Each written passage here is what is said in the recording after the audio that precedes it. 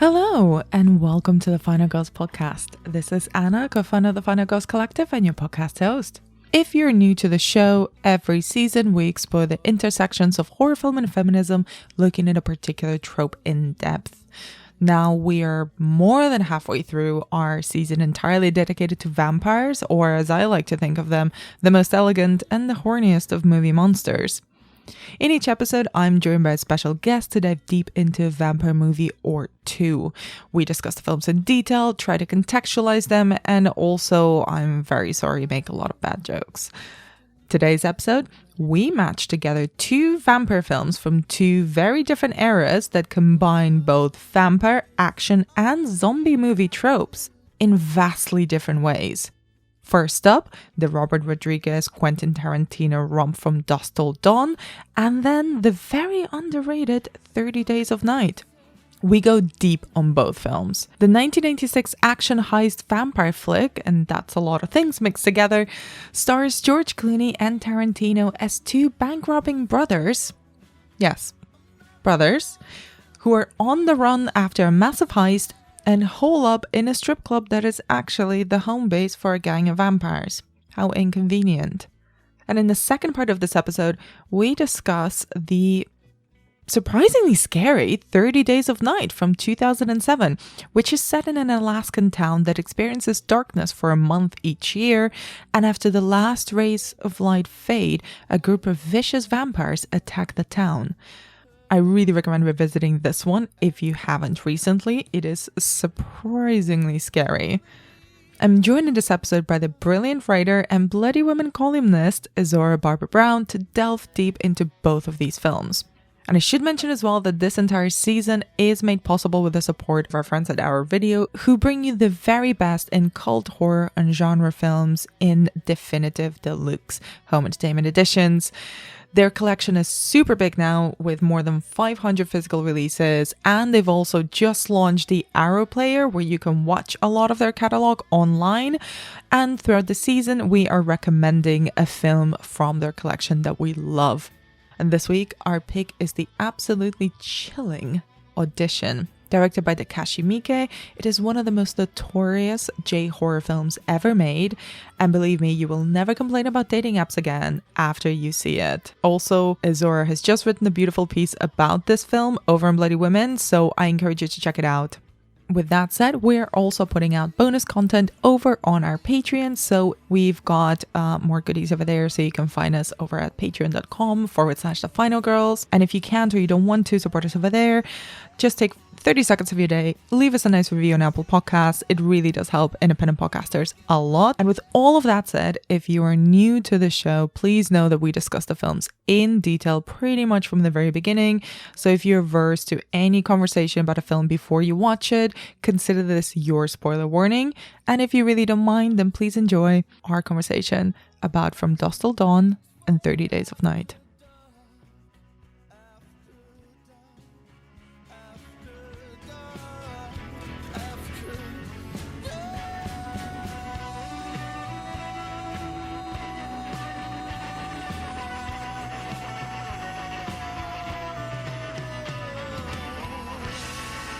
Welcome back to the podcast, Azora. How have you been? I've been great. Anna, how have you been? I don't know. Don't ask me that. I'm okay. I know, great is kind of me. I don't know. I just used to saying that, but I don't even know if that's true. I've been I've been a hermit. Yeah. I've been a tracksuit wearing sweaty hermit, but great, I mean, you know what? We have to respect the lifestyle. That's what we have. We wear sweatpants, we watch horror films, we stay inside like good girls. Like good girls. This is what we do. So Azora, before we go into chatting about these two films in particular that we're going to talk about, I wanted to ask you kind of about your own relationship with vampire movies. And particularly, like, the last time we spoke on this podcast was for Bram Stoker's Dracula. It was. But what about kind of vampire movies in general? So I have I would say of all the movie monsters, vampires are least favorite's the wrong word. I find them the least scary because they're so often like very human and like able to be reasoned with. A lot of my experience with vampires comes in the form of like Buffy, where not only are they easy to reason with, but also they're not very smart, like the ones who are like trying to kill you, but then also there might be a hot one that like fancies you. So like I have like a very like, oh, they're not scary. Yeah. But maybe I could date one kind of view. It's like Interview with the Vampire. I'm like, yes, that could be my boyfriend. That's fine. Oh, which one? Brad Pitt. I mean, he'd be a bit soppy, but like, I don't know. Okay. Like if it was a Tom Cruise, what would you do if that was your vampire boyfriend? It'd be too much. He'd just definitely eat you at some point. He'd get bored and be like, anyway. I don't think he'd even bother because he's like a vegan vampire. Tom Cruise? No, not Tom Cruise. Louis, Brad Pitt. I was like, wait, am I remembering this right? No, Tom Cruise would like eat you in the first date. No, that's a wrong sentence. Like, even if Tom Cruise is like your vampire boyfriend, he'd like be like into you for like a bit, and then there'll be literally just one moment he'd be like, "I'm bored now," and that'd be it. Whereas like Brad Pitt would be quite soppy, but he'd be like, you know, he'd have like vampire powers. I think it would be a lot though. There'd be a lot of emotional support. I feel like. Sounds like a lot of work. Of work. But yeah, so I've never really been like scared of them. It's always been like, oh, they're like a person who has these extra things. Like with shows like True Blood, there's just been so many iterations of them, and they're always so much like humans, apart from like this one thing, which is their bloodlust, which can be reasoned with somehow. So yeah, I don't know. I always enjoy watching them, mostly because they always cast them as like incredibly hot, but never really been scared. Interesting. That all makes perfect sense. Yeah. And it's particularly interesting because the two films that we're going to be talking about today are kind of the complete opposite of that. Yeah, I know. Barring these two films. Like, I know. I'm like, they're all really hot, except for in these two very specific films. Yeah, that's like my general experience. But yeah, we've managed to pick the two films where that is not the case. I love it because it's kind of an interesting point, I guess, in the vampire canon of a certain move to a different, less sexy, less reasonable vampire. Although, you know, the sexiness will be arguable, but we'll get to that. Okay. Sure. So let's start with From Dusk Till Dawn from 1996. Everybody be cool. You be cool. Somewhere in the middle of nowhere. Low profile. You understand the meaning of the words low profile? Sure. Two of America's most dangerous criminals have taken hostages. What is this? It's called a punch. I'm going to ask you one question, and all I want is a yes or no answer. Do you want to live through this? Yes. Okay, Ramblers, let's get rambling. One night is all that stands between them and freedom. This is my kind of place. But it's going to be one hell of a night. We might be in trouble. We have a bunch of fucking vampires out there trying to get in here and suck our fucking blood. Now, their only chance is to fight back. Oh, yeah!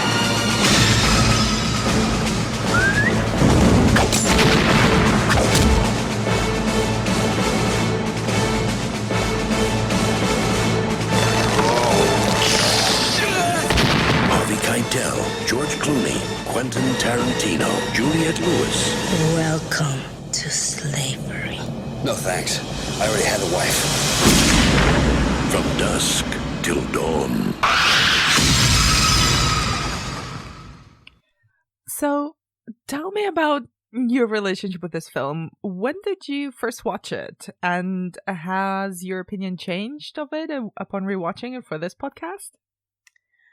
I must have first watched it when I was a teenager, and it was one of those films for sure that I wasn't meant to be seeing. But it was before like the internet, which make you sound like I'm 100 years old. But I mean, like the internet existed. I just mean before everyone had it on like their phones and in their home.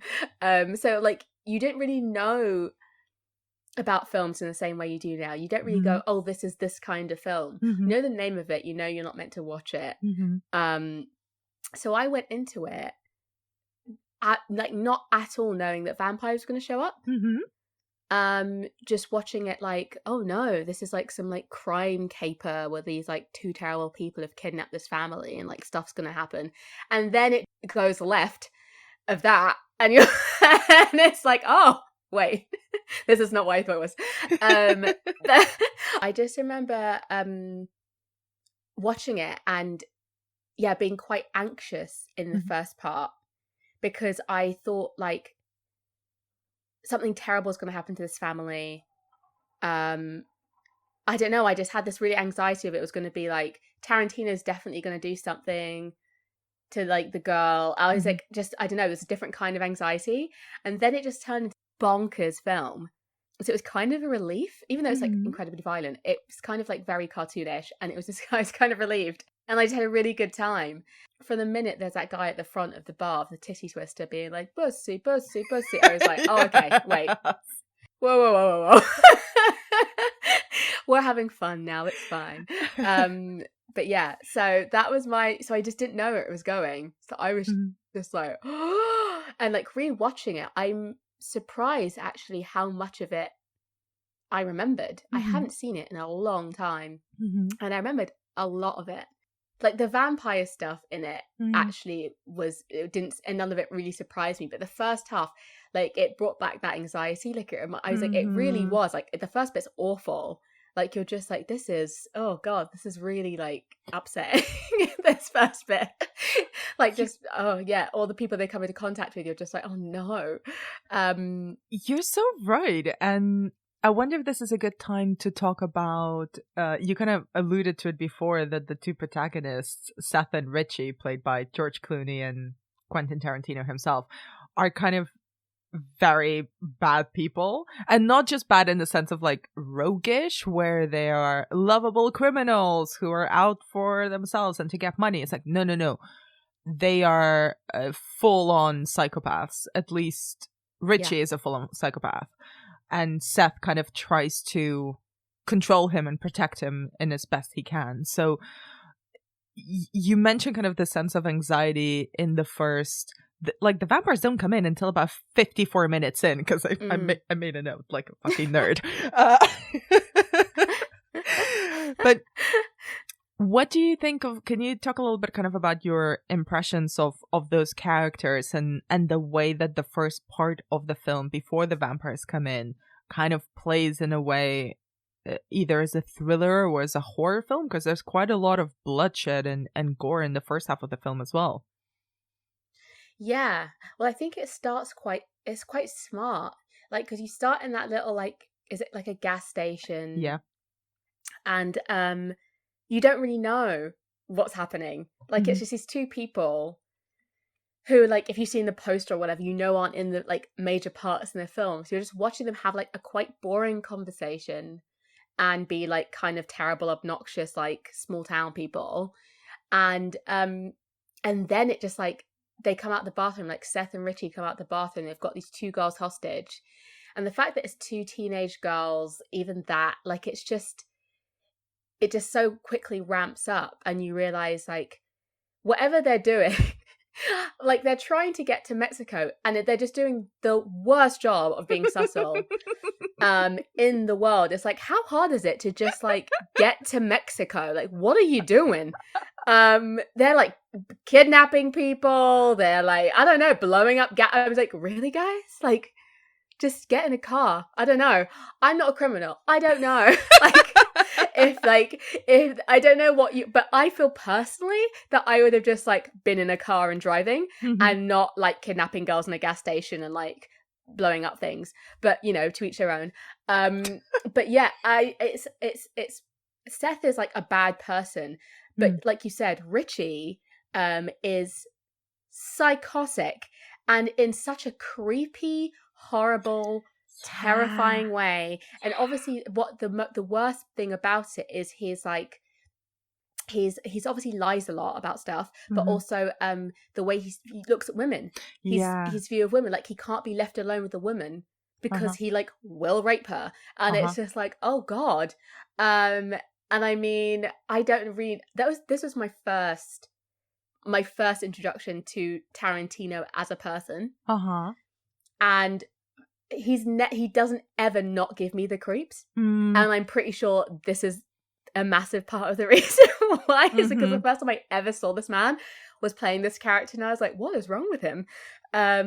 Just absolutely so twisted, and it's really scary, and it's a different kind of fear because it's a real world fear, especially as a woman watching it, where you're like, oh my god, if you were in this situation, not only would be like terrified of these guys like murdering you and your family, but there's a good chance you're going to be raped at some point by this like person. I thought like you're so right at pointing that out, because that's the thing that I remember seeing this film as a teenager almost accidentally, and weirdly I always remembered the second half. Like I remember all the vampire shit, I remember the ending. I had a very muddled memory of the first half of the film, and I found the first half of the film, as you're describing it, kind of even scarier than the second half because of the real life anxieties that we can articulate a lot better now. And also, it's almost impossible to separate from the things that we know now about Robert Rodriguez, the director, and Tarantino himself, the writer. But I can't, Tarantino's not the greatest thespian in the world, but he does have a very intriguing face, and I think this is probably the best performance that he's ever given, because it kind of plays off on his way of staring at things, and the way that the editing is kind of done in this film, and with like a lot of spliced images of just blood and things like that, and female bodies, where it's really fucking creepy. Like there's moments in the first half where you just kind of go in Richie's head and you see things from his twisted point of view, but that's just in his head, and he's just reacting to things that are not there.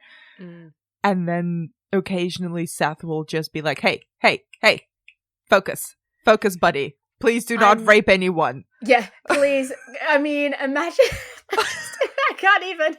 Can you just today, please? Could you just not? Like, what? First of all, Seth is, again, I'm not a criminal, so I don't know. But if that was my account, I would have been like, no. Like, you're my brother, I love you, but absolutely not. You can't come with me because you are a massive like hindrance to this whole operation. Truly. But it was also like Tarantino's before. I think it's because it's before he was like Tarantino, which is why the performance is like that. Because there's like levels to it. There's points where he speaks. There's a bit when he obviously imagines Juliette Lewis saying to him, hey, like, Richie, can you like eat my pussy, wherever he says to him, and he's like, oh yeah, and he's like, he responds so gently. And also when they're in the caravan driving and he says to her like, oh, that thing you said, I will do that for you. He says it so gently, which makes it so creepy because you're like, oh, he really believes she said this, and he also thinks he's like doing her a favor in some way, and it just gives you just a horrible insight into this person's mind. I 100% believe also that it was Tarantino's idea to have like Salma Hayek put her foot in his mouth. Oh, I mean, come on, like all the foot stuff in this film. I mean, I know. Do you know what? Oh, like everyone, just embrace your kinks. Just go for it. There will be no king shaming in this house. But babes, we know. How many shots of everyone's feet, every single woman in this film, like her feet are in like up close. Why did we need those shots? And this the fact that I was like, I really want to see the script. I want to know if he wrote in the script and then she puts her foot in Richie's mouth, or like it was like on the day, like, oh, you know what would be really cool? Because I'm just like, I know that this idea came from this man's head. I know he got as many shots of it as he possibly could. He's like, maybe we should do that again. I know it. And I was like, this is just wild. And like, if before you know about Tarantino's foot thing, like when you go back to it, you're just like, oh wow, like it's really like yeah, having your kink, but then being like, I'm gonna somehow put this in almost every single film I make is like quite the choice. And it's really prevalent in that one. I was really like aware of it. I was like, oh, I'm very uncomfortable. What do you make of the dynamic between Seth and Richie, but also on screen between Tarantino as an actor and George Clooney? So they have a real like of mice and men situation going on, where it feels like George Clooney should have just killed him like a long time ago, like as a kindness. Like he won't stop killing the puppies, Seth. It's time. Like a real, I'm like, he took him far too, like, literally waited for him to turn to a vampire, but then also waited after that. I was like, really? Like, this should have happened a long time ago. But they work really well together, which is like a surprise. I also was reading about it and didn't realize this was George Clooney's first leading film role. Oh my God. So he was like obviously in ER, and I think he'd done like maybe other parts in films, but this was his first leading. I was like, well, this is a real step away from it. So I think he was relishing playing this bad guy. And I think it worked because I think if it had just been George Clooney or anyone who looked not like Tarantino, there would have been it would have been that kind of, yes, quite scary, but kind of roguish charm. That like especially George Clooney is quite famous for, and it needed to be that thing of like, it makes him monstrous as well, like by association. Like if it was just him on his own, he is quite handsome and charming and whatever, and it's like it. So I think it worked really well because you're like, no, you're part of this and you're a monster, and you let him do this stuff, and you kind of mildly scold him, and then just carry on with your day, which makes you just as bad. Like, you know what Richie's like. Why would you leave him in that motel room with that lady? Like, what on earth? So I think it works really well. I think they definitely have. Yeah, that's all I could think of. It's like, oh, it's Mice and Men. Like, it's just that very, like, that dynamic of the one person who's in control, who's trying to get them to all the places, and then one person who just consistently fucks it up because they can't control something, like, fundamental about themselves. You're so right, and like it makes Seth a little bit scary as well, because he is, even though he's presented having like some sort of semblance of a moral compass, especially towards the end, and especially kind of towards Juliette Lewis's character and that family, it's like, how are you surprised? Like when I love the way that the scene was shot when he goes in and he finds the woman's body. I mean, it's almost comical where he goes, can we have one day? Can we have one day when you don't do something absolutely psychotic? Richie, can't just one day. And it's like, it's funny, but it's also, but you immediately forgive him and you immediately forget about the woman who he's just butchered and raped, and just gonna move on and keep dragging him along. And then you see him look that way at another girl. You see him look that way at Satanical Pandemonium in the Titty Twister bar. It's like, come on, like how many times? Times? And it makes you think, how many times before this has Richie done it? Has done something like this, and you're like, you are still bringing this kid with you everywhere you go. You're still like letting him have a gun, still leaving him alone with people. So this is like on you. Like clearly he can't control himself. So at a certain point, that's just on you. Like, I mean, honestly, I just don't know what he was thinking at any point. Like, why was he there? Let's talk a little bit about something you mentioned at the beginning about how vampires are kind of less scary because they're always like somewhat sexy, or they have a personality, like they're still human even when they're monsters. So let's move on to talk about when the geckos and their hostages arrive to the Titty Twister, and like how those three worlds kind of merge. and when they find out that they're actually in a vampire club. That's like, first of all, that's the most chaotic bar I think I've ever seen. Like, again, as a criminal on the run from all the Texas law and the FBI, would you not pick somewhere a little less conspicuous? It's like, oh, let's go to this insane, massive, like, biker trucker bar called the Titty Twister, where there's literally a man outside of it yelling pussy, but like, I was like, this is so chaotic. The inside, there's so much happening inside. I was like, I wouldn't even know what to do. Like, you just go get a drink and like sit down in this place, like and there's like food. I was like, who is cooking? Like, what's happening? Where is the kitchen? Very. I was like, because he's like, send a waitress over. I was like, there are waitresses. Who is the waitress in this place? What's happening? How did anyone end up here? It's just very confusing. It's just. Also, what is the situation with the go-go dancers? Because he just like literally throws a guy off the table and like gently leads a girl down from the table where she was dancing. And it's like, okay, I sit here now. It's like, how was this? I'm sure there's some sort of arrangement. Like, surely the MC who was yelling about pussy at the front of the bar is like, well, no, we've got a distribution of tables. This girl's over here. This girl's over here. There's delicious food, Mexican food in Mexico. Like, what is this place? Why is no one else suspicious the minute they arrive? Why is like, what is this? What's going to happen? Even the go-go, I was like, is their job literally just to be on like random tables, just dancing constantly, as like stuff happens around, like fights and like craziness happens around. I was like, they arrive in like daylight, so this is like daytime in the bar.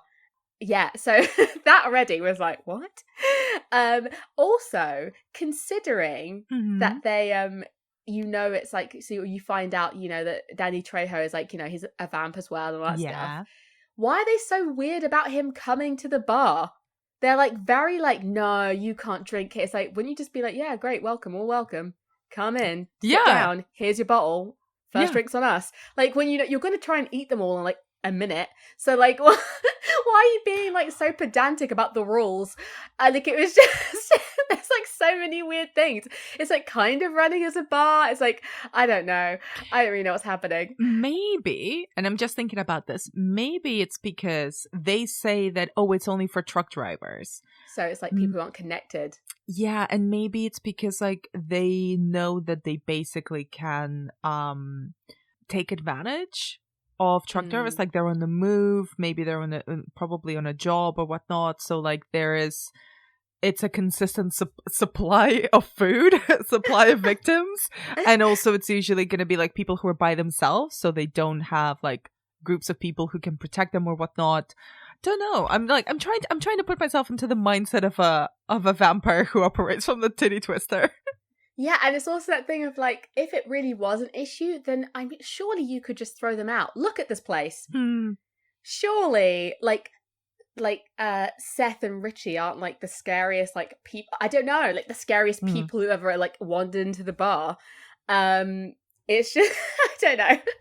But like, I mean, they got there, they're fine, they let kids in. I love their biggest issue is also it's a trucker bar, not there are 2 children, but it's fine.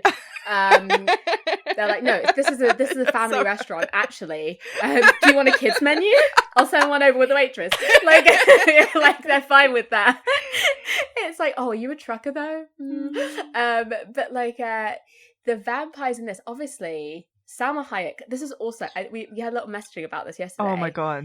So we talked about how George Clooney's neck tattoo was very much part of my sexual awakening as a teenager. I was like, what on earth? I think it was the waistcoat for me. What? It's like, it's a neck tattoo, and then when you take and you see the arm, and you're like, oh my God, it goes all the way down. It's a lot for me. But I had the same reaction seeing Salma Hayek. And I was like, I first of all didn't know that women could look like this. Yep. Like, how on earth is everything just in these places? And she's just like so poised. And I was reading as well that she was really scared of the snake, which makes it even more like incredible. Yeah. That I was like, she's so poised and like balanced. Oh, I love her. We need to talk about the scene in detail because yes, not gonna lie, like I knew it was coming. So I had to pause and I had to prepare myself mentally because same. I did not know that women could look like that. I did not know women could move like that. And it still catches me off guard every time I've seen that scene or snippets of that scene or clips of that scene. So aside from all the narrative stuff of what that means for the film, can we just discuss this dance scene with Santanico Pandemonium, Salma Hayek? First of all, what a fantastic name. Oh, amazing. I mean, if I ever was a dancer anywhere in a club, I'm just stealing that. 100% stealing it. But also, I feel like the reactions in that room, I bet they were real. It's Salma Hayek. I'd be like, I mean, there's even a bit. So when she gets to the table and she's got her foot in Tarantino's mouth, because of course she does. Of course. George Clooney is sitting behind her. Yes! And his eyes are popping out of his head. And I was like, he's not acting in that moment. He has forgotten he's in a film. He is just like, it's like she's like bending at one point and you can see, he's literally like, oh my God. And he is George Clooney being like, I am staring directly at Salma Hayek's butt and I don't really know what to do. Because I was like, that's George Clooney right there. That is not Seth. It's so funny because honestly, the same. I don't know what I do either. But it's just really funny that they've got it on camera, him actually just not really knowing. And then there's a segment when it cuts back to him again. He cheats a bit and looks round her to look at Richie because you're losing it. You don't. You're not acting anymore, and so you have to do something to make your character not just be I'm just staring at this woman. Also, I'm beaming right now, Izora, because I'm so glad you brought it up because I watched that scene twice and the second time was just entirely focused on George Clooney reacting to having Salma Hayek's butt straight in his face and he is like, what's happening? Also, am I saying God? I don't know. What is going on? Quentin, are you seeing this? That man has forgotten his own name in there. He doesn't know he's in a film. He can't see the cameras. He is about to lose it. He was just I don't know. He is, just absolutely not there anymore. He's not acting in those moments. It's so good. But yeah, she's great. And it's just, and I think the first time I watched it, that was one of the things I loved about it. I loved that she ended up being the vampire. She's the first person you see turn. Yeah. And I love that they made it this beautiful woman. Who everyone's mesmerized by, and then she's just this vampire queen who's amazing. I was really into it. I love that it's just her head that I think with her it's just her head and her body still Salma Hayek hot body.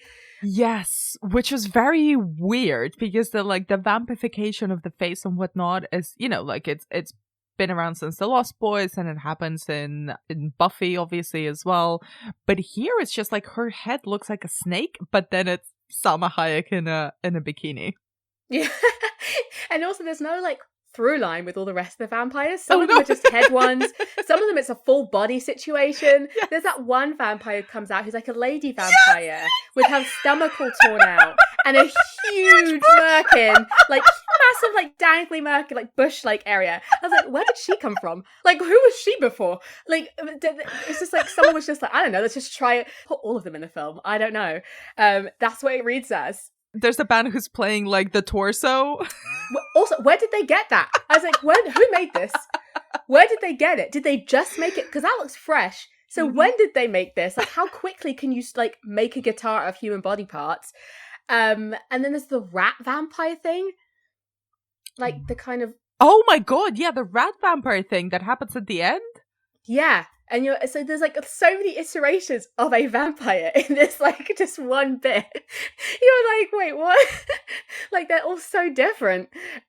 Just different, from different regions or something. I don't know what's going on, but they're all incredibly different. It does feel they just threw everything at it. They were we're throwing anything. Nothing's ending up being cut. They're just they tried lots of stuff and were all of it. We want all of it in the film somehow.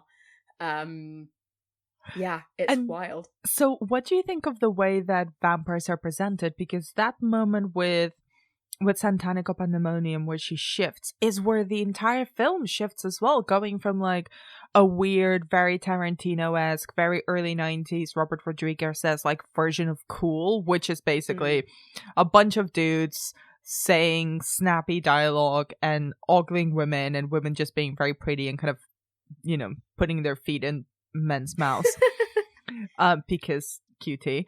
But like, there's this really intense tonal shift and narrative shift and like shifts of power as well, because boom, she's a vampire, murders Richie, all of a sudden everyone around them is a vampire, and it's like a horde of these fucking night creatures who, like we were talking about at the beginning, are not the sexy Bela Lugosi, Frank Langella, Gary Oldman-esque type of vampires. They're full on kind of ratty, weird creatures. Some of them are doing things like playing a human body guitar. Some of them are still dancing. You know, that's dedication to your craft. Well done. And the other ones, like, what are they? Also keep going the whole way through, as if like it's like the band of the Titanic. They're just like, our job is to just keep playing, which is like very odd, but like they just play the whole time.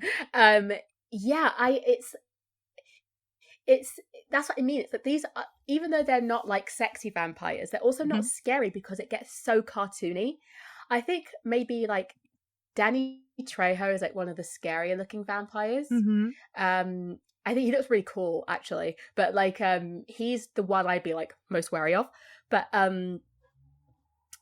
yeah, I don't know, they're not really scary because it all gets quite cartoonish in a way. Even everyone's reaction to them. Like there's a guy called Sex Machine with a cod piece gun, you know, so there's no point is it like so serious. Like even the guy who's that American football player, I know he's a football player, he's like called the Hammer, the black guy who's like, oh, Fred Williamson. Yeah, who's trying to make a domino tower. Yes, while like dancing on the table the whole time. And like, so these people just like come to be like, okay, we're gonna fight these vampires, but it's also like playful in a way that that you're never quite like fully scared. Like it's gross. There's gross things like when they explode, like when Juliette Lewis shoves her cross into one of their mouths and his eyeballs explode all over her and stuff. Like there's like, it's more gross out stuff than it is actual like, oh, this is scary. And like they keep stopping to have weird conversations. Like so much is going on, and then there'll be like a bit where, you know, Salma Hayek's like, you're going to be my slave. And she has a little speech about George Clooney licking her boots and like being her dog and stuff. Or again, the bit where he's like Quentin. I know. Your preferences are showing. I know, like just. And then she'll say something about someone licking her feet because why not?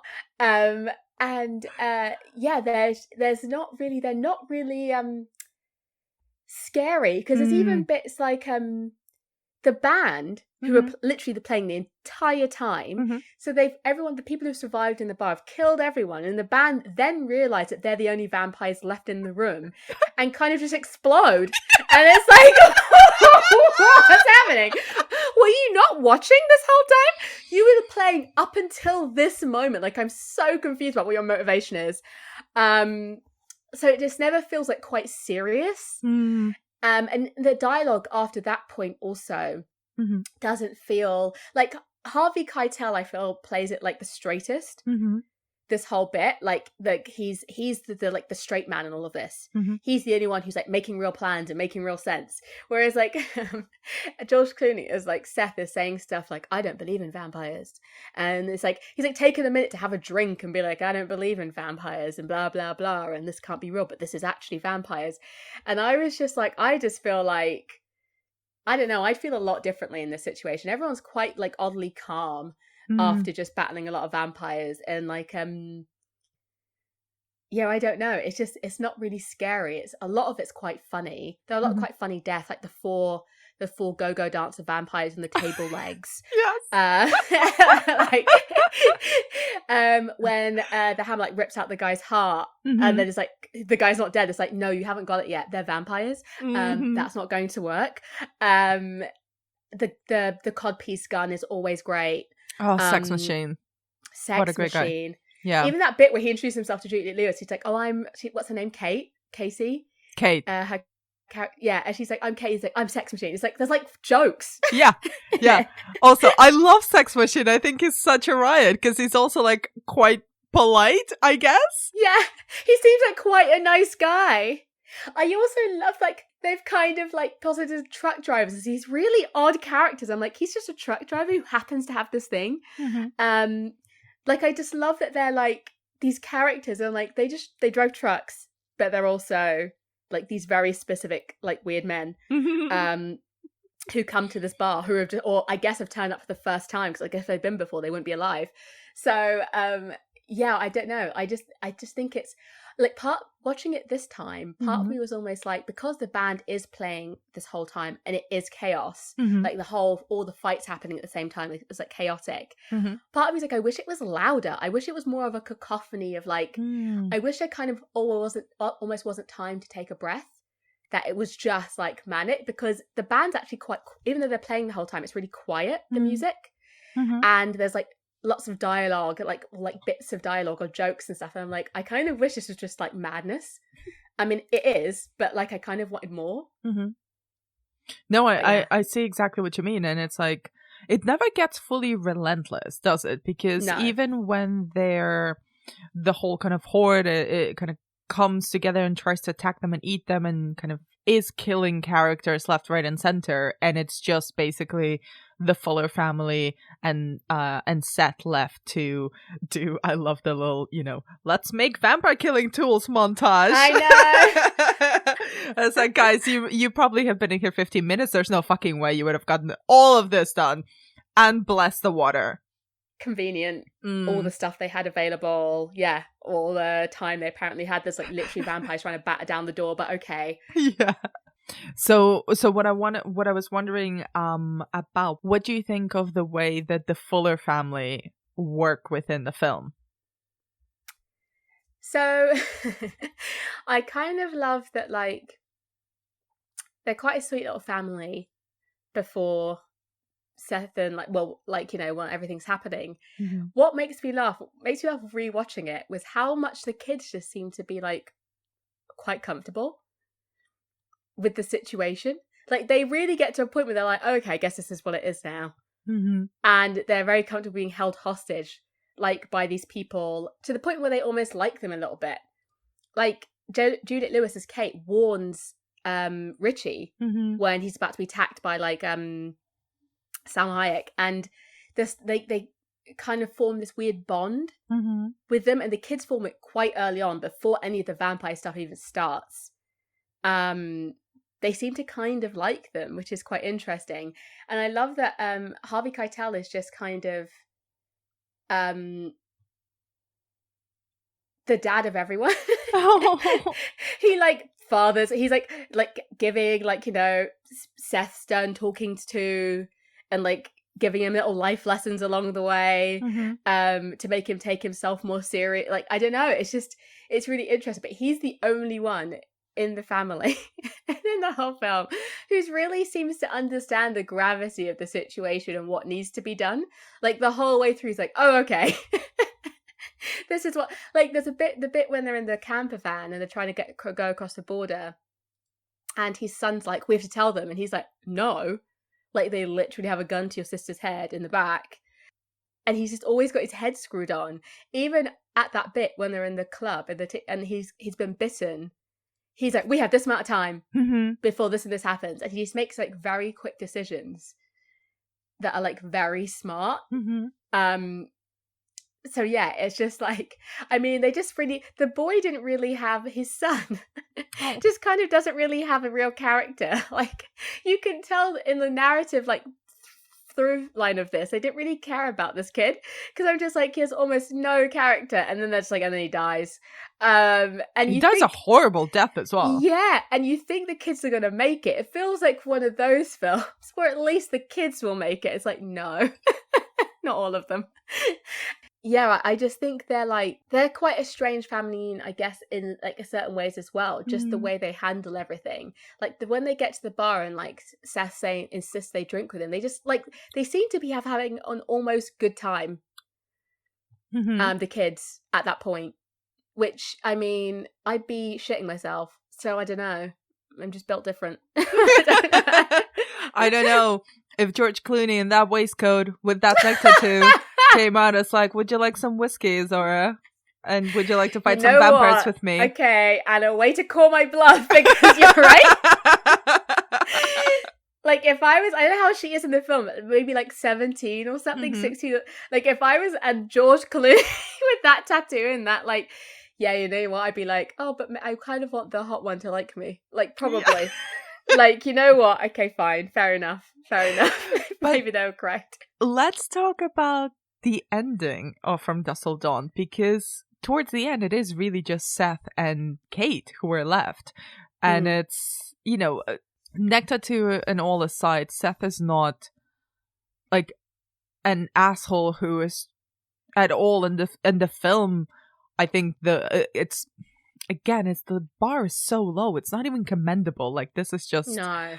It doesn't try to force us to think that they're a romantic interest, because they're fucking not. Like, this is an adult man who's a criminal, and this is a teenage girl whose entire family has just been slaughtered by vampires. This is not a romantic pairing in any way, shape, or form. Like, you know, teen girls like crush on a tattooed George Clooney aside, perfectly understandable. Like, what do you think about these two characters being the last one standing and the ending of the film? I think it's almost like unexpected. Like, I think it's one of those films at the beginning. I said, if you've never seen it before, you wouldn't pick out those two characters as the ones who make it necessarily. So it's quite interesting choice. And yeah, I think you're right, because it's when she's like, oh, do you want company? It's kind of implied that if she went with him, it would turn into that kind of weird. And he says something like, I'm an arsehole, but I'm not a fucking arsehole. Yeah. I'm a bastard, but I'm not a fucking bastard. That's it. Yeah. And it's just like, yeah, because it would be weird. But I'm also aware that I'm like, you could have dropped her off somewhere. Like, I don't, yeah, you're so right. You just left this girl in the middle of it. Like, there's no, for all you know, there's like worse things coming for her. Like, you just left her there. And I was like, I think you could have dropped her off, like, anywhere that looked like civilization, like a shop or I don't know, anything, like on his way. But yeah, it's just that thing. I feel like it's more important he cuts ties at that point, so they don't have like a journey, because if he did drop her off somewhere, we need to see that, otherwise it would, again, I think it'd be kind of implied that they carried on together. So it needed to be that, like, actually no, this is the end for that. But also for her, I don't know what kind of therapy she'll need after this.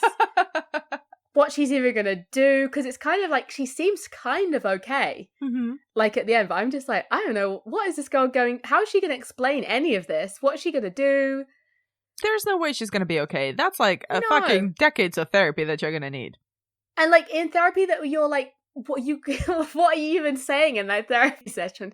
So then, like, we went to the strip club and like this dancer telling, like, what would even that even look like? Like, and we would even cuss it. Like, I don't even know what you'd be doing at that point afterwards. So, yeah, I just don't even know what her, like, next. She's driving around in that RV. I guess she can do what she wants, but like, I don't even know where she goes from that point.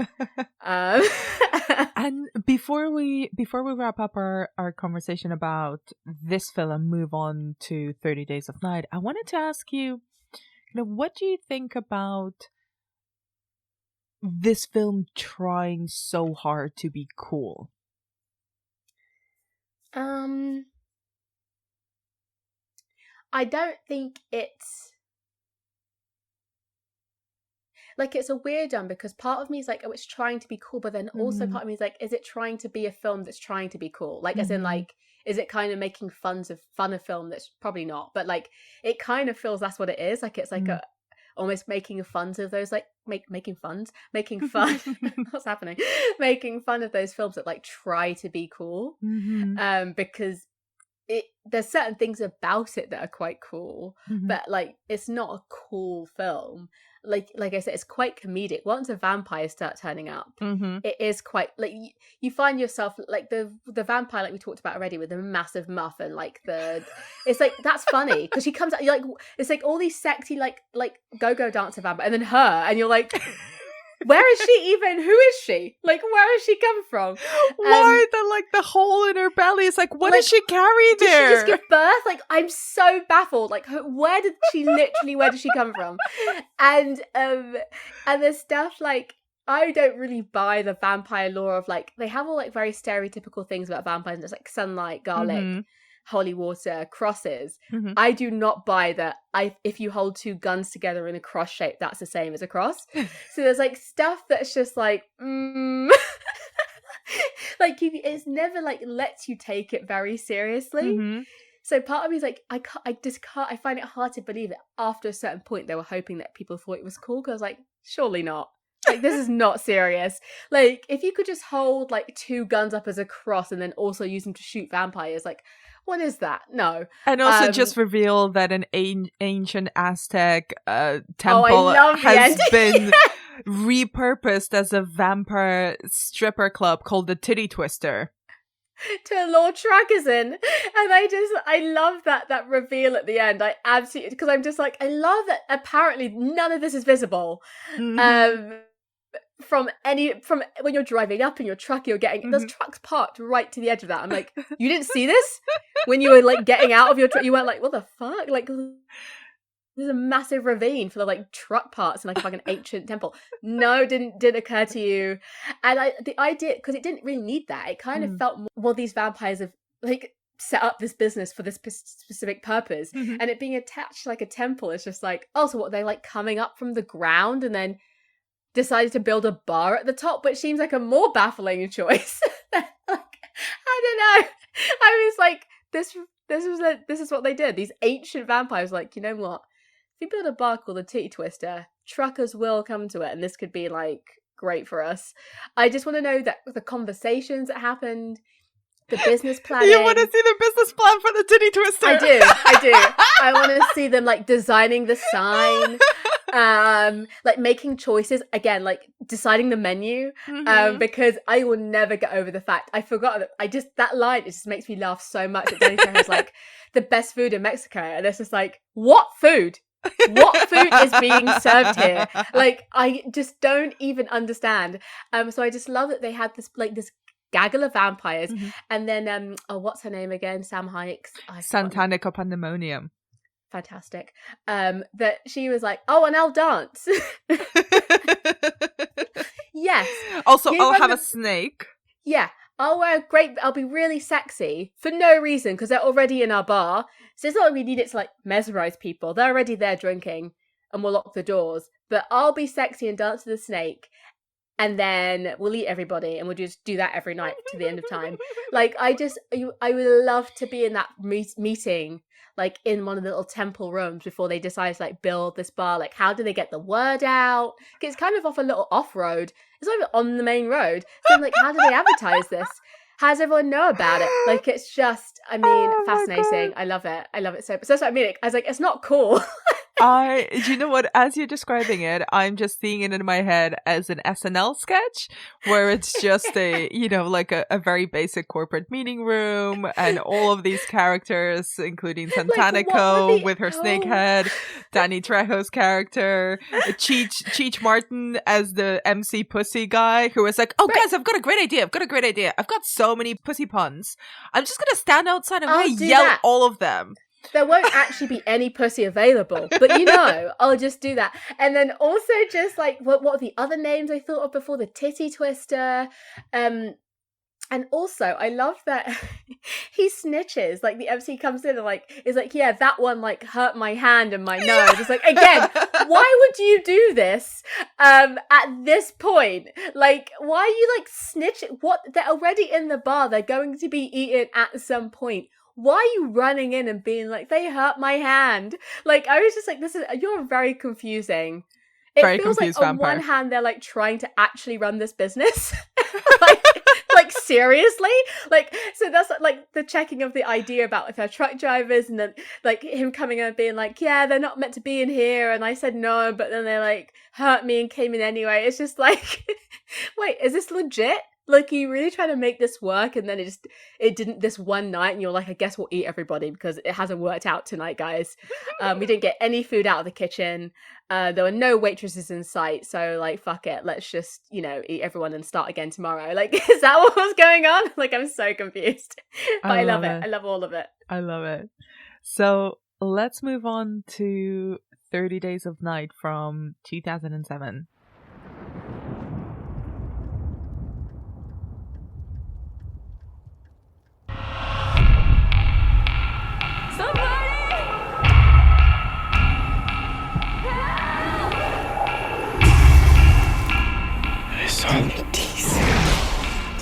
Vampires, Vampires don't exist, Jake.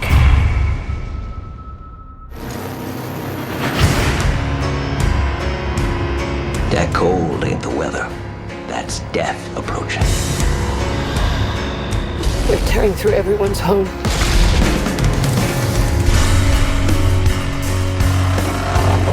We can last a month.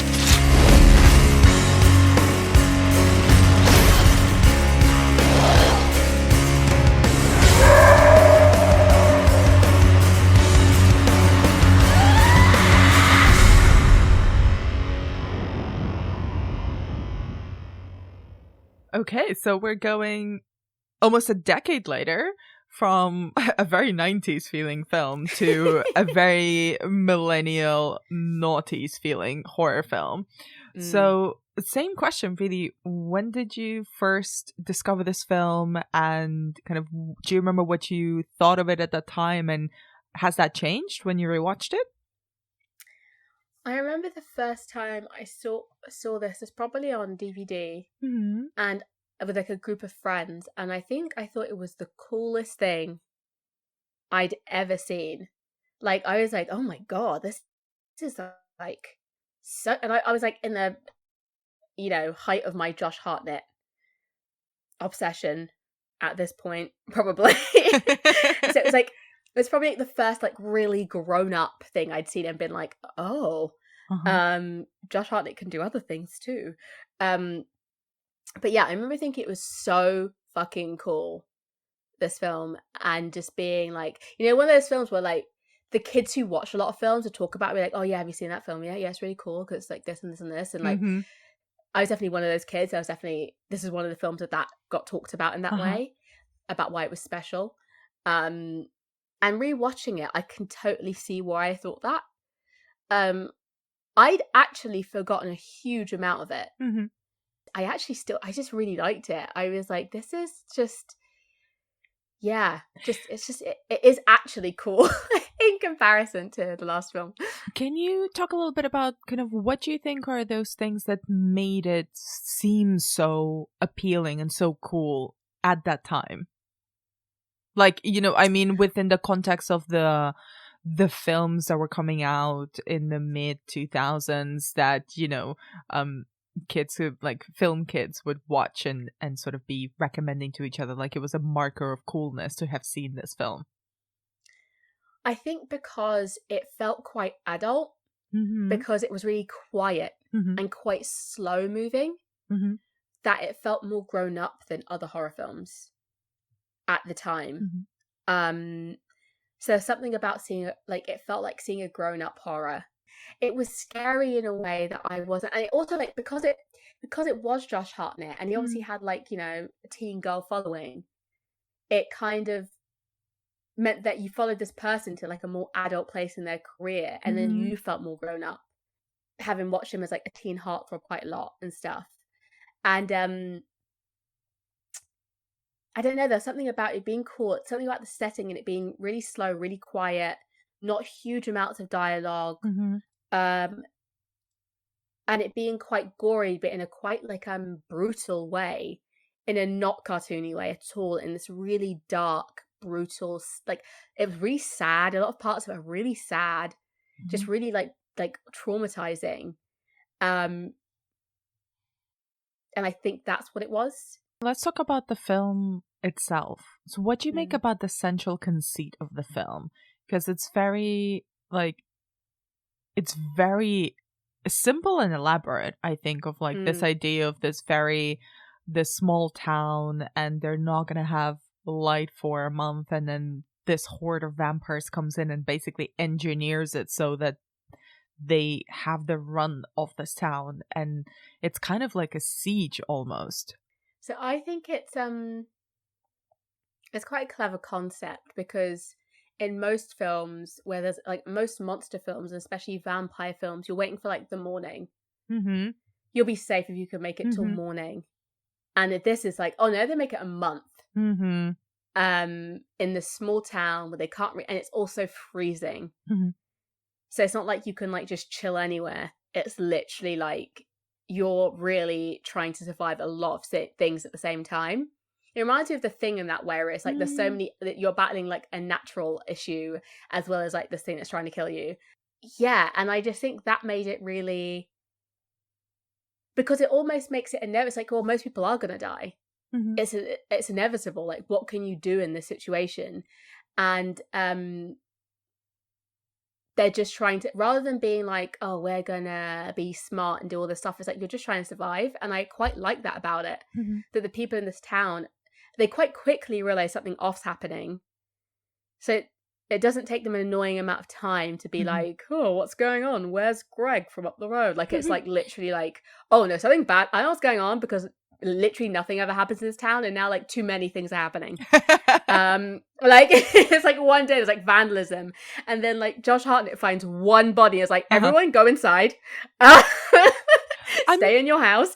And I'm just like, I quite love that there's this like small town mentality about it, that they're like, no, this doesn't happen here. We don't know what's going on. But yeah, I think it's quite clever. I had one. I am curious about. There's a bit where she says they don't serve alcohol in this period of time, when it's like the 30 days of night, because it's like it's bad for people to like be. And I want to know if that's true. And this is like a complete segue, but I'm just really curious about like there's stuff like that which feels like detail about the way of life for that people there, even that it's already a hard time. Yeah, that's a really good catch. It's kind of like, I was actually going to ask you what you thought about the community, so the town itself and the way that all of the characters play off of each other. But you're right, there's a lot of not I'm not sure if I would call it small town mentality, but kind of a very pragmatic, very practical approach to things. And that alcohol thing, I think, is also a way of sort of self-preservation in a way. It's like, okay, we're not hibernating, we still need to continue doing stuff, but we know that this has a negative effect, so we're going to protect the community by not allowing this. It's like these self-created social norms and rules that they have made up because they know what the experience of, say, having 30 days of night of no sunshine, no sunlight means for not just human beings in general, but for that community in particular. And it's like those little hints at everyone's backstories that are not necessarily, overly explained. I think that, the relationship between Josh Hartnett's and Melissa George's character, Eben and Stella, is pretty explicit, and it's the central point is like, oh, they're going through a divorce or they're separating, whatnot. So like the tension is there from the very start. We're giving that info, but there's a lot of stuff as well in the background that's happening that I found the makers of this film clearly put a lot of thought into the characters and into the world that they were building. It almost felt like a film that feels like it's adapting a video game. And I mean it in a positive way. I know that video game and cinematic adaptations get a lot of shit, a lot of flack from people, but video games have the possibility of creating worlds that are much larger, that are not just that can be very, very expansive, even if they're not necessarily, the core focus of the narrative or whatever. And this kind of feels like that, where there's a lot of stuff that is built into the logic of that world. Yeah, I think you're right about when I say like small town, I feel like it's that thing of like, oh, it's that place where everyone knows everybody, And the reason they react so quickly is because it's like, this is unusual for us, and we know this. They know how everything runs. There's a million people, like when Melissa George's character is trying to get to the airport, and she calls her, like there's people she can get in touch with, like everyone. Do you know what I mean? It's just, it's not that feeling of like a stranger in that place is really unusual. Everyone's like, so when Ben Foster like wanders in, everyone's a little bit on edge already, because who are you? What are you doing here, especially at this time? So this, they already make this kind of world with edges, like that nature has formed, that they didn't have to create, like the writers didn't have to create. You see what I mean? It's like there's an edge to this world. Like there's no way outside of this space of it. If you run for long enough, it's not going to do you any good. And I think that like it makes it all very insular and very like close. And even worse, that's what I mean about the sadness in it. Even worse, because every person that dies is someone you actually know. No one's anonymous. It feels like almost in this story, like it's someone that someone else knows. It's someone's like family member or friend or whatever, and it's just makes it all the more bleak and all the more like harrowing. So I think it's really cleverly done. And let's talk about the vampires, because they're like, they send in this stranger played by Ben Foster, and Ben Foster playing the creepy weirdo is a whole, staple of naughty cinema. Love feral Ben Foster. We have to love him. But what do you make of the vampires and the way that they're designed and the way that they're that they operate when they're slaughtering this poor town? So I'm going to completely backtrack on my original statement, and I'll say that this is the only time I think that vampires in a film have ever scared me. Oh, wow. Because they're like animals. They're not, yes, they're wearing people clothes, but they can't be reasoned with. They always look terrifying. They don't like wear their human face. The rest, like, it's like, no, they're really fucking scary. They speak a language I don't understand. There is no reasoning with them, and they're like a pack, and they're smart. And I like that we don't see them for quite a while. Like, we don't get a good look at one of them for quite a while. And I quite like this. They're working initially, like, before they're comfortable, like, showing themselves fully, they're working initially undercover and, like, snatching people and, like, disappearing into the shadows and stuff. But also I just, they have plans. Like, they send a girl out to ask for help as a bait. As bait, they sent her out, like, walking down the street, like, to get people to come out or someone to come out and find her. And I was like, they're clever. And they're really, really hunting in a way that I think is taken away from a lot of other vampires. That they're animals. This is what they do. They're good at it. They're like sharks. And and the lead, they have a pack leader who's Danny Houston. Absolutely terrifying. And just commands this, like, he barely moves, and he just is like doing that, like, I mean, like that stare with those like black eyes half the time. He's so scary. And I just think it's done really. I think they're done really well. I found them really interesting because, like, just talking about the way that they're designed and stuff, it's so. I also I think I had a very different image memory of this film in my mind, because they are really scary, because they've got that sort of animalistic Nosferatu-esque design where they're very, very pale in a, like, really chalk white kind of way. The eyes are black. All of their teeth are pointy, not just, they don't have fangs. Their entire jaw is like made out of fangs. And they've got these very long fingernails and stuff. And so, like you mentioned, they don't shift into vampire mode. They're always that way. And it's almost like the human bits of them have completely disappeared through, I don't know, an evolutionary like process, because some of them, not so much Danny Houston's pack leader, but some of the other ones kind of have sort of inhuman features, so slightly distorted human features, like the woman who is essentially his lover. And the fact that they have all of these relationships between them and ways of communicating, and a whole new language that I read was basically like created for the film, where they have developed a whole new language. They have relationships with each other. They communicate, but it's not, there is no way they're going to blend into human society. They're completely on the margin of it. And that makes it even scarier in some way, because it's almost like two civilizations clashing. Yeah.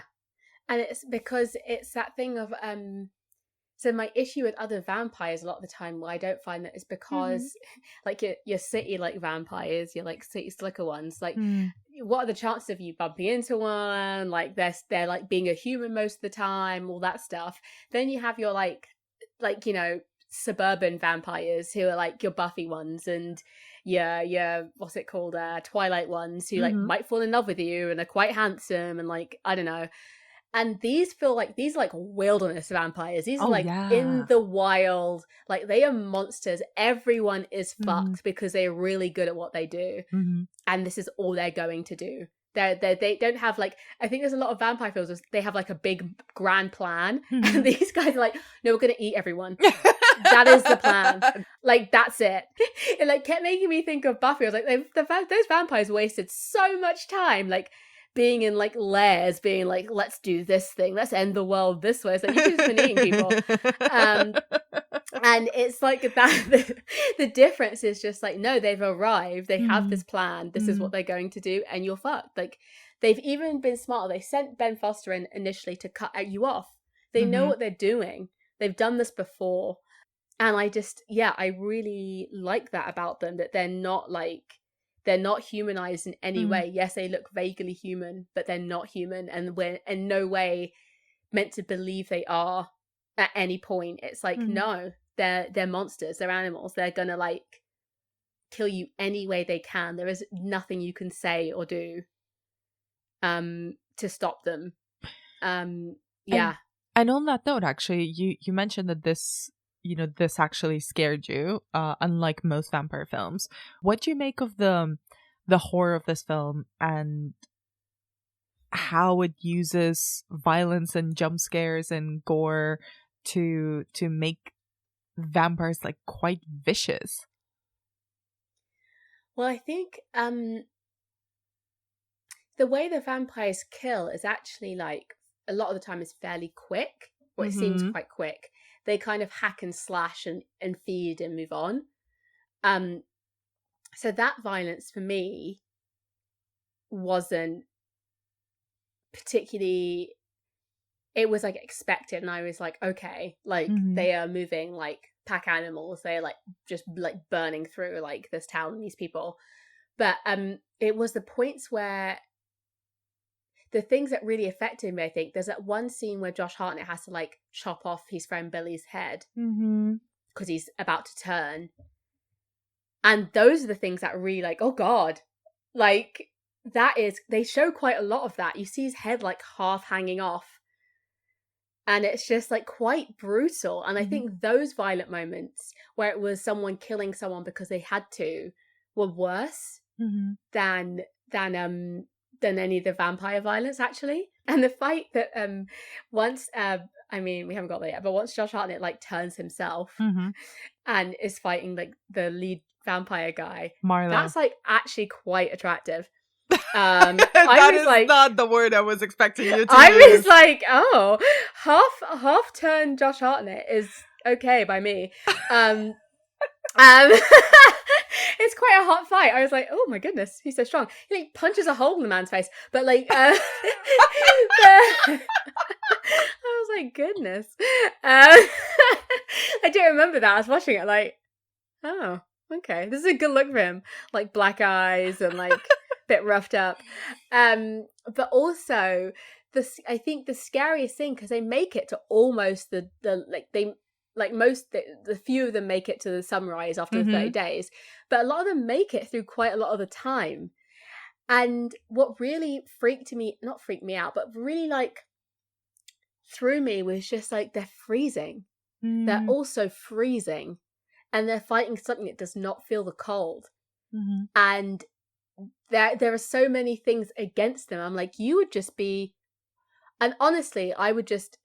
It's so cold, I wouldn't be there anyway. But like, if I was by accident there, I was like, I would just die. If they're like, we're in freezing conditions, it's gonna be black for 30 days, and vampires attack, I'd be like, it's over. I'm finished. Like, I'm not even gonna. I'm like, what am I gonna do in this situation? Like, truly, what am I gonna do? I'd be like, and Josh Hartnett's character has asthma. Evan has asthma. And I'm just like, what are you doing there, man? Why are you living in this town with your little asthma pump in the freezing cold, trying to fight vampires? I'd be like, no, it's over for me. I would just walk out into the snow and just like fall asleep in a snowbank. Like, I would not be fucking with any of this. And like, they're braver than I am.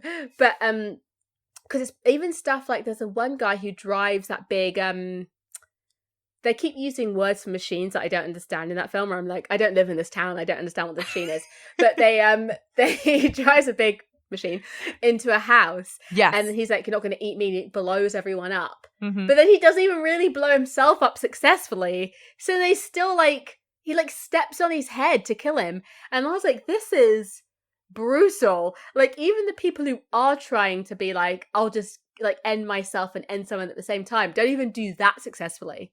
Billy, Eben's friend, tries to do a little murder-suicide and completely fucks that up. Like, kills his kids and his wife. And then he's like, oh, then the gun jam. They're like, yeah, Billy, because there's no other way you could have killed yourself.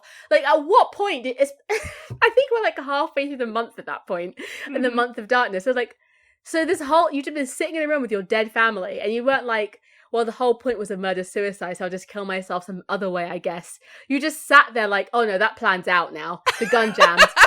So I guess I'll just be alive and then signal to someone to come save me. It was just like, what the fuck? Like, everyone, like, no one's, I'm criticizing him, but honestly, I wouldn't have handled it any better. I don't know how you handle that situation. I'd have lost it so early on. Yeah, it's true. And I think that's what scared me as well. Like, the situation. I was like, this is fucking hopeless. This is bleak. Like, what do you do? And aside from the fact that he looks dreamy with blackened eyes, what did you make of Josh Hartnett's character of Eben, who's like, believably or not, the sheriff of this town? I know. This incredibly hot guy just moved up here and became sheriff. It's all fine. I think at the beginning, his hotness is slightly marred by the fact he's quite like a nitpicky cop. Mm-hmm. And you're like, Eben, like, relax, have a day off. He's like, driving around, doing his job. I'm like, what's happening in this town?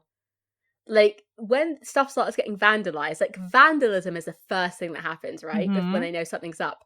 I'm like, vandalism happening is like a big deal in this town. You do not need to be driving around as much as you are. If that's like big news. Mm-hmm. If like something being vandalized is like, oh god, that's very strange. So he's like, take his job a little bit too seriously. But I like him. He seems like a nice enough guy. Like, I guess who you'd want to be your sheriff in that town. He does like classic sheriff stuff, like when Ben Foster's like harassing the lady in the diner, and he's like, leave the lady alone, buddy. Like, calls everyone buddy, and like was all very nice about all kinds of things. And unlike a lot of cops in a lot of like horror films, just catches on so quick that something's wrong. Mm-hmm. That's true. Which is a relief. They don't waste a lot of this film trying to just like figure out what's happening. They're like, something bad's happening. Mm-hmm. Let's do what we can. Mm-hmm. And there's like quite a quick reaction to all of it. Mm-hmm. And he does make quite good decisions as far as what he tries to do to keep everyone safe. Mm-hmm. If everyone listened to him the whole time, a lot of stuff would have probably gone better, to be fair. You know what, thank you for pointing that out, because throughout the whole film I was thinking like, would I pay attention to Josh Hartnett as a sheriff, as a figure of any authority? And if I'm really honest with myself, the answer is no. Really? I do whatever he told me. We're very different people. I'd be like, yeah, you're hot, but no, why am I listening to you? I especially think in that town, because he's probably grown up there, when some older people be like, I've literally seen you as a fucking child. Mm-hmm. Like when you were in your like teen tearaway days, do not tell me what to do. Yeah, I think there'd be that difficulty as well. But yeah. So yeah, I don't know. I kind of like the casting of Josh Hartnett because I don't think he has that gravitas as a performer where you'd be like, I'm just gonna do whatever he says. I'd be like, yeah, but I'd like to hear a second and a third opinion maybe because I don't trust this guy.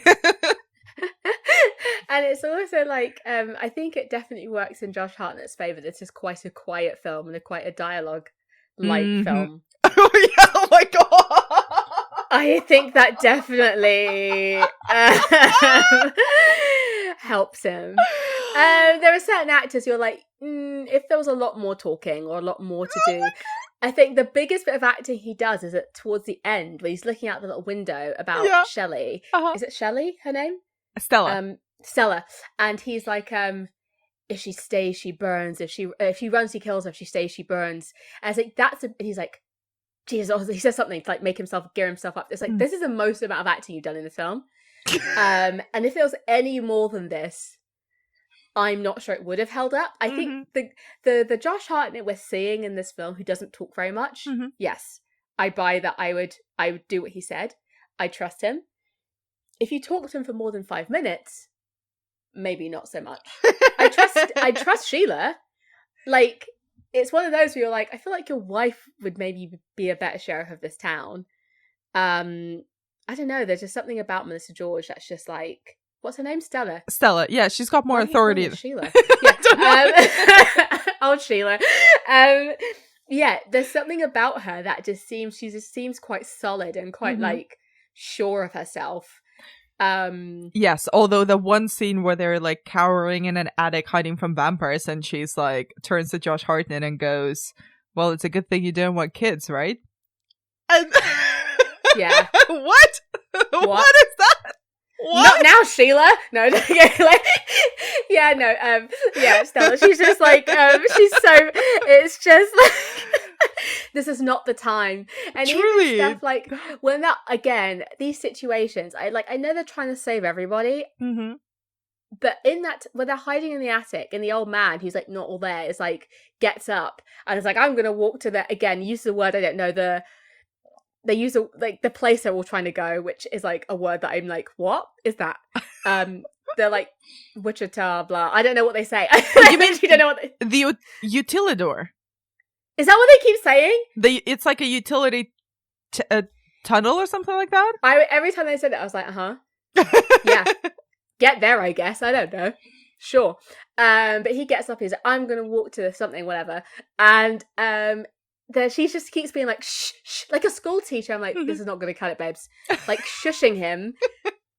And I'm like, if there was ever a time to, like, be physical with someone in a way to, like, save everybody else, like, get this under control and then shush him and then calm him down.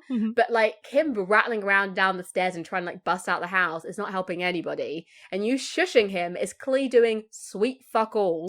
So stop it.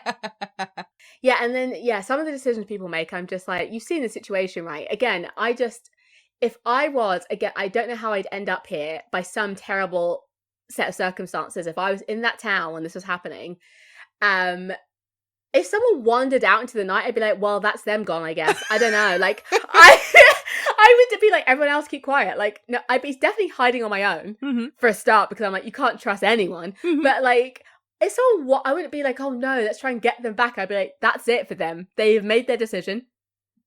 It's them and the elements and the vampires now. We can't help them. Nope.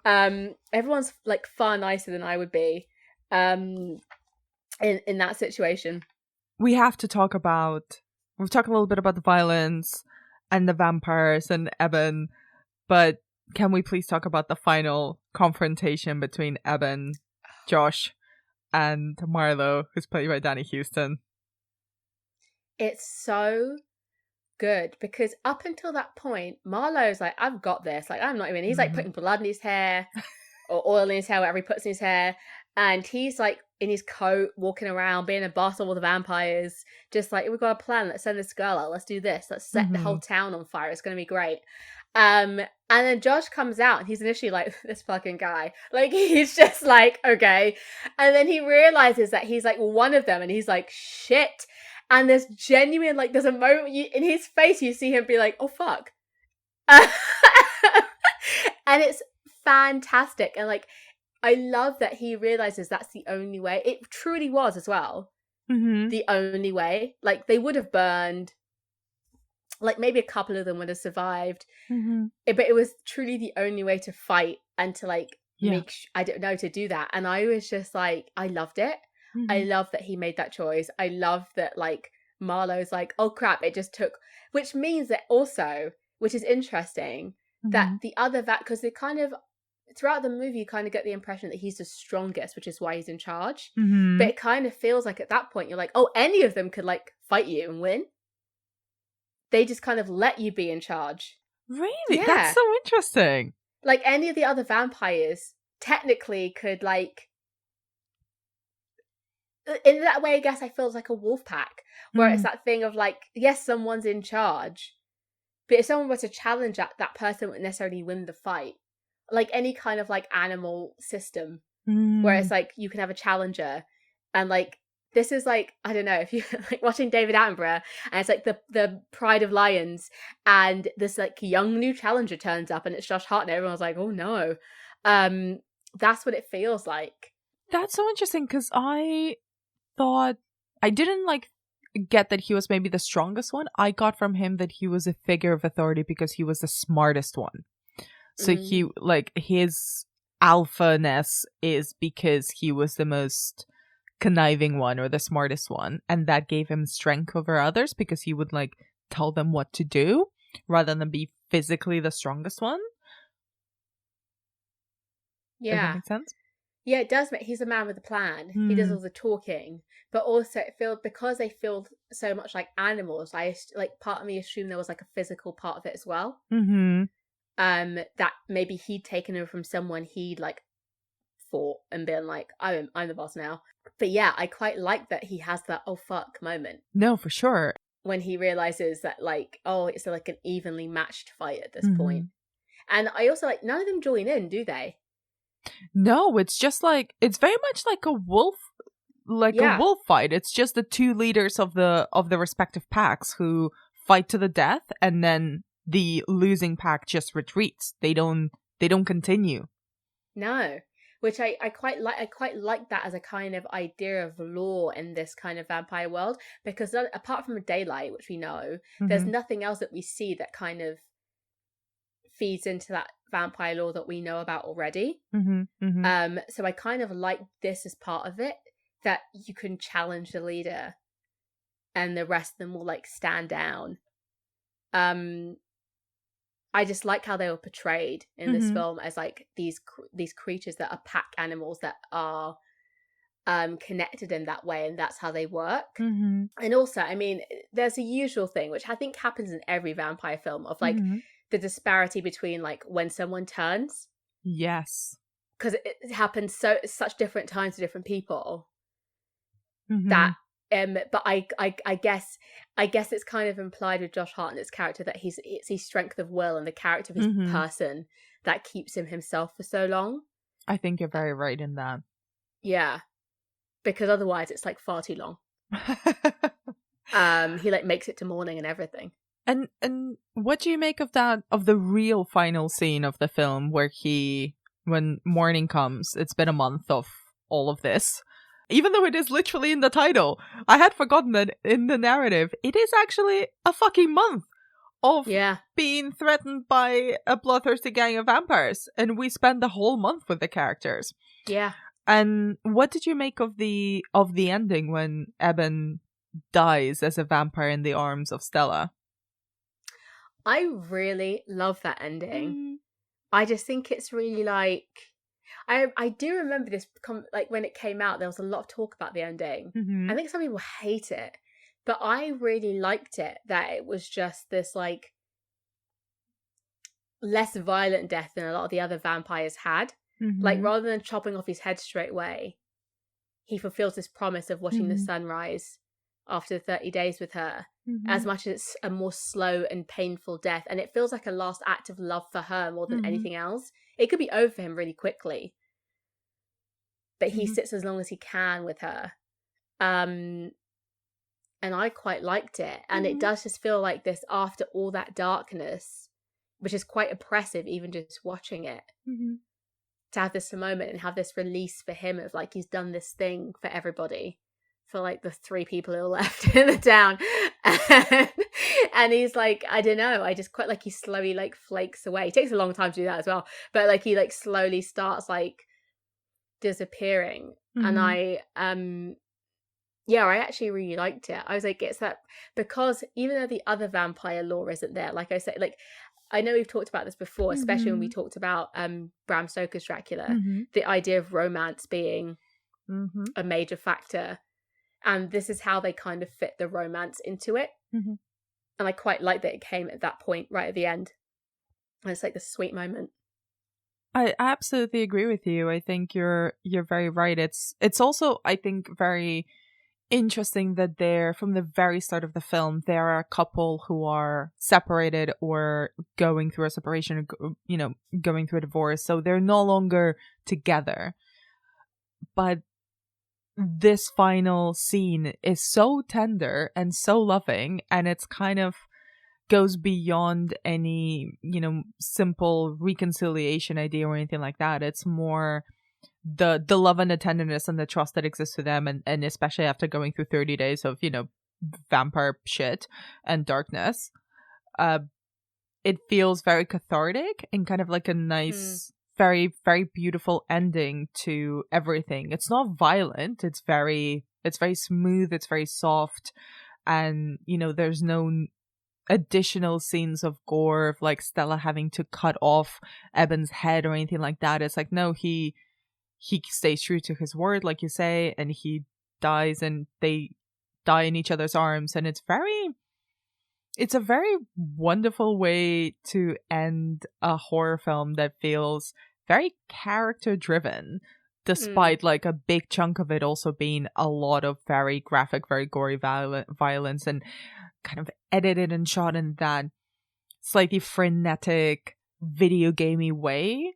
That, and I'm not saying this as a criticism, I really enjoy the style of violence and the gore in this film. I think it's really effective, and the way that especially like they play around with shadows and keep the vampires hidden until quite a long point into the film, so they're always like this menacing figure in the shadows and you don't quite know what they are. They, again, to echo what we've been talking about, is they feel like animals and they could strike at any point. They're not, you know, they're not in the business of seducing anyone. They're just there to eat.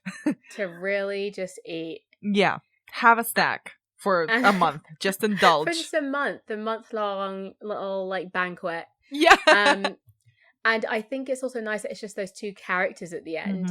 Like, it's also not melodramatic. She's not bawling her eyes out. There's no emotional like over like speeches or anything. It's just this very quiet, very like personal moment, which I also think it could have so easily gone into that where they tell each other how they feel about it. It's like, no, even when she sees him after he's like essentially saved her and she says, what have you done to yourself? And it's all very like just calm. And they have these real moments of like what you said about all the townspeople having characters, these real moments of like humanizing. Like there's a bit where they start burning the town and the girl says, no one will know what happened here. There's a girl who says like, no one will know. And that's the issue, is that like, not the buildings being burnt, not them being necessarily in trouble. She has this moment of being like, oh, they're getting rid of, everyone just think it's a really horrible accident and we'll die and no one will know. And they have really good lines, because in comparison towards the beginning, there are some lines that are like when they find like the burnt spot where someone's been burned to death, right? And they're like, was it a prank? And I was like, was it a prank? Like, what prank could this be? How is this quality? This is how, what? Like, it's just really like, there's moments at the beginning where you're just like when there is too much dialogue in this film, it's like, no. And there's a bit where like, Stella's trying to get home. Like she's trying to catch a flight out right before the darkness descends. And they're like, I think it's Billy who's like, why don't you stay? Like, why don't you tell us what's happening with you and Eben? And she's like, oh, I got bills to like put through. I got my plants need feeding. I'm like, what? Like, like that's your main concern. Like, it just feels a bit like, so it's better when they don't talk so much, because I was just like, you've got plants? Like, that's your reasoning? And it's also that thing of like, she gets hit like on the way to the airport. Obviously, a car gets totaled. But I was like, why weren't you, knowing what happens, like if you miss this flight, like as in like it's going to be 30 days a night in a small town with your estranged husband, would not you, I would have been at the airport, like, I mean, fully, like 4 hours, like ready to go. I'm what she's doing. I'm like, what's happening there, babes? Like, you should have been there. Like, why, how did this even happen? So it does feel like kind of when there is too much dialogue or story, and once it gets past that point, it feels really well done. It feels just like a nice little insular little thing that works really well together, and you really feel like that struggle, the fact that you can't eat, there's just so many things working against them, like vampires and the cold and like lack of food. It's just so many things, and they're trying to get to the Ecuador place. What is it called? The utility place. I'm just never gonna know. They say it so much as well, and I was like, what is that? The utilidor? Utilidor. I don't know. I've never heard that word being used in English. No. And they use it about 50 times in this film. It's like, you're saying this like everyone knows what this is, and I don't. And even like some of the cars, he says that when he's trying to tell everyone to go home, like Josh Hartnett's character, and he says, have you got is it a Jenny? Definitely a type of like snow car or mobile or something. But the way like he says it, like everyone, I'm like, what is that? Why does everyone have them if they live here? It's so, like, there's so many things where I was like, I kind of like that. I kind of like, it's like you really made this film in this town, and it's like, well, you don't know what that word, you should look it up, because we're not going to explain it to you.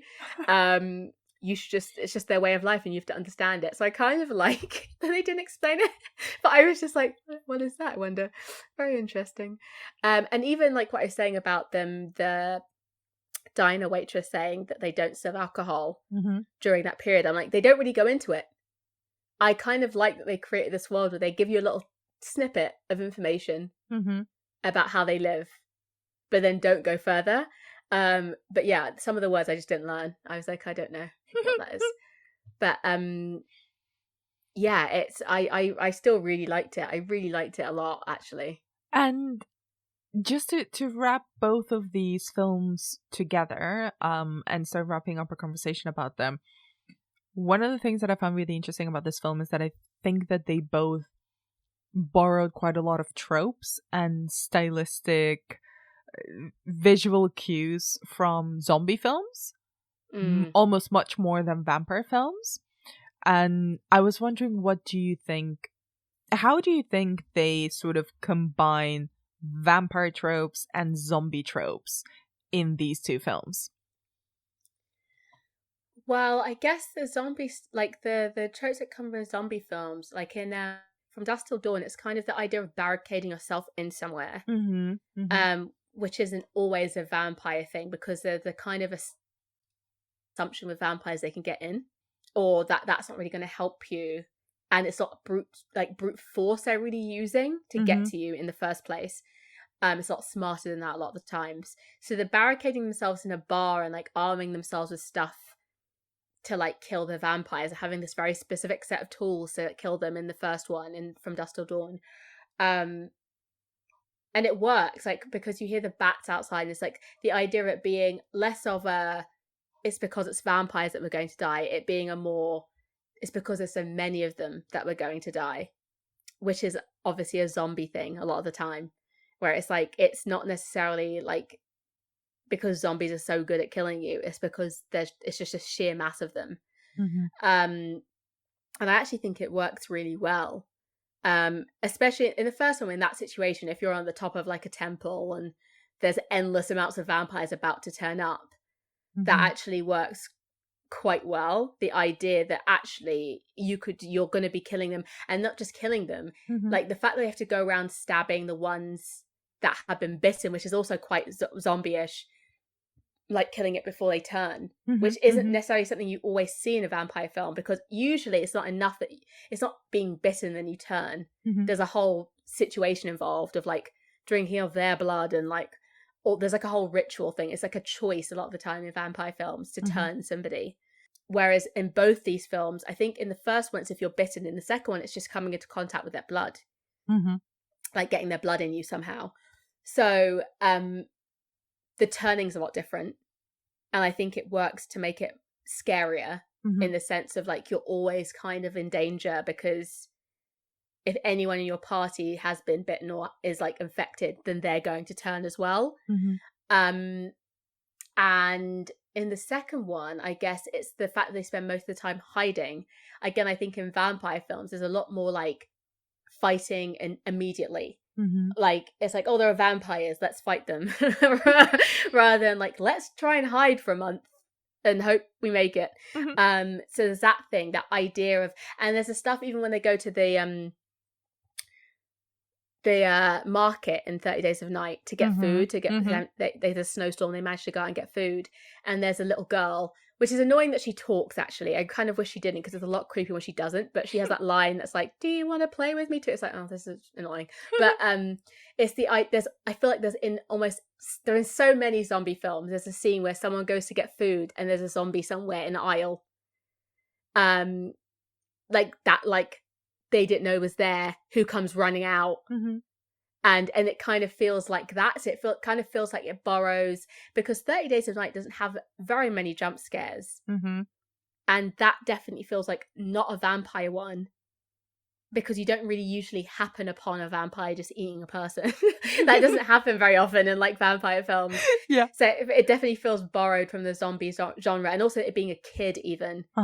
Like, you don't often see that either. Like, obviously, like Into a Vampire does it, but like that's a whole plot point. Whereas in this is like quite different how they've done it. It feels quite zombie-ish, where it's like, oh no, there's a zombie kid. That's awful. We have to like hit its head, and it's a kid, and all that stuff. And I feel like for the jump scares in 30 Days of Night, they borrowed from that.